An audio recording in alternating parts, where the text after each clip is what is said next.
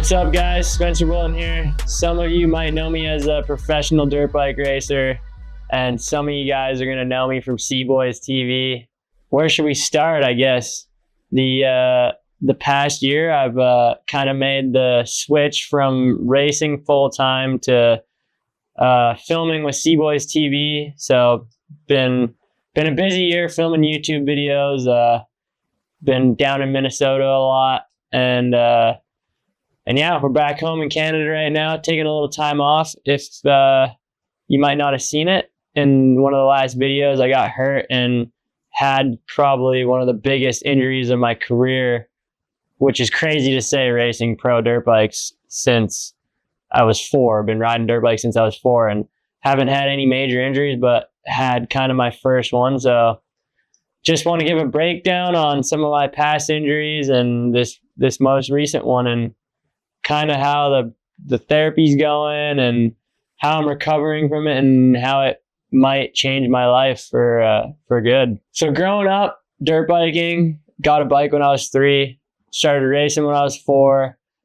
It kind of started out as like a family affair for us. My parents took me to the races every weekend, and I just loved riding. So I was always riding bikes and riding quads, and we never had the best equipment growing up racing, but it was good enough to get us out there. And I was learning the fundamentals of riding, which was like the backbone of my professional racing career. Maybe I wasn't taking it seriously when I was young, but down the road, everything I learned as a kid that my parents taught me was going to benefit my career.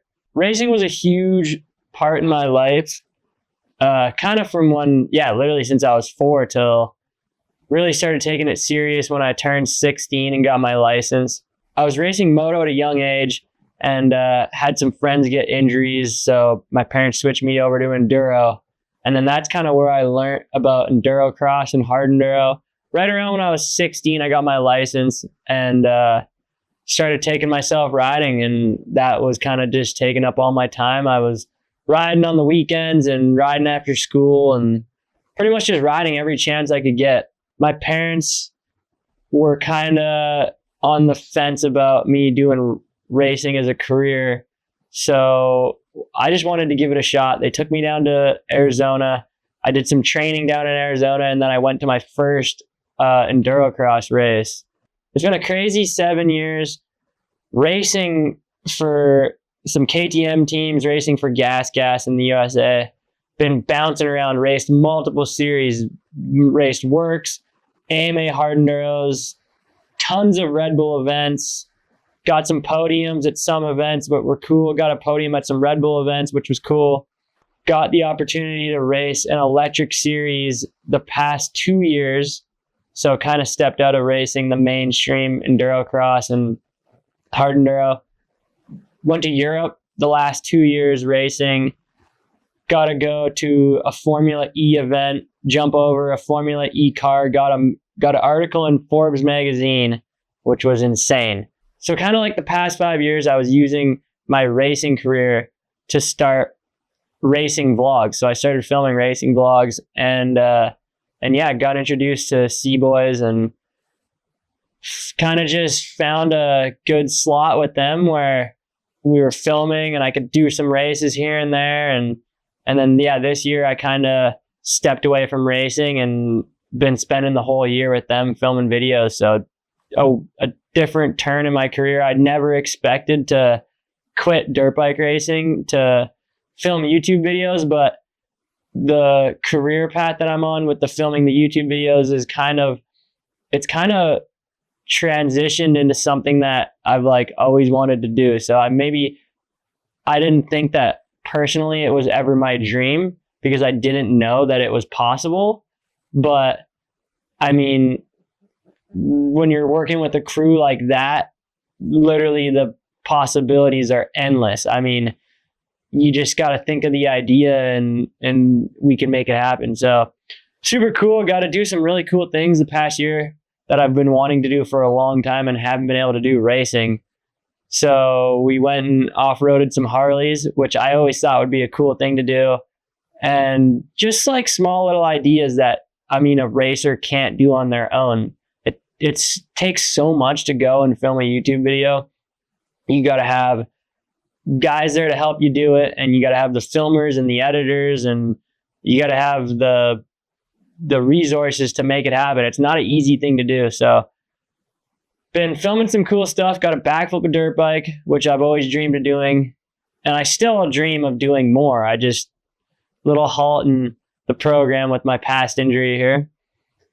Got a backflip a dirt bike. Got to build an endurocross track out at their compound. And then, just got to ride my bike whenever I wanted to, which was kind of been the main thing for me. I always wanted to have a career in the industry.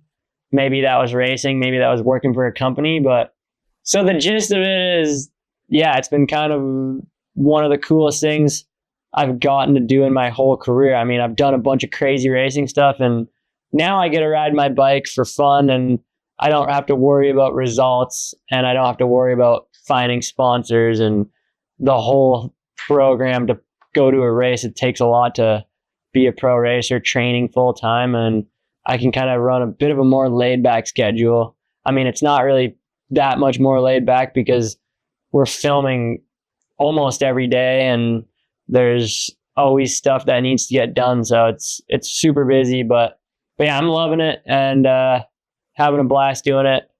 So huge shout out to the boys for getting me out there filming, and then anyone else who's following along and just following the journey. I don't know where the journey's heading, but I'm kind of just following it as it goes and making sure I just stay on that bike and keep riding. So the main reason we're here is to talk about my newest injury that everybody's been wanting to see. I've gotten like 1,000+ DMs. I go out in public, and every single person that I run into is asking how my hand's doing from what we call wine night. So kind of how wine night started. It started in a limo a few years back. Basically, we just had a bunch of wine as a joke in a limo and a bunch of spaghetti, and we drove it around the moto track and jumped it while we were in the back trying to have a nice dinner, and it was hilarious. So we're like, we got to keep it rolling. And last year we did it in a lifted limo, kind of the same deal, just drove the lifted limo around and jumped it and just kind of rallied it. It's a wild night in general, and I kind of always lived my life like I wasn't gonna get injured because I haven't really had many injuries. I've had, my whole career I've had some small stuff like a broken knuckle here and there. Nothing that I needed a severe surgery for. And I did get diagnosed with Crohn's disease in like 2019, which was a fighting battle with sickness and kind of just a snowball effect where it just snowballed into some serious stomach problems and took me like a year to figure it out. But yeah, got a good program for that. And I've just, ever since then, I've kind of just been like ripping everything that I want and just doing whatever I want when I'm riding and stuff. And I don't really ever even think about injuries.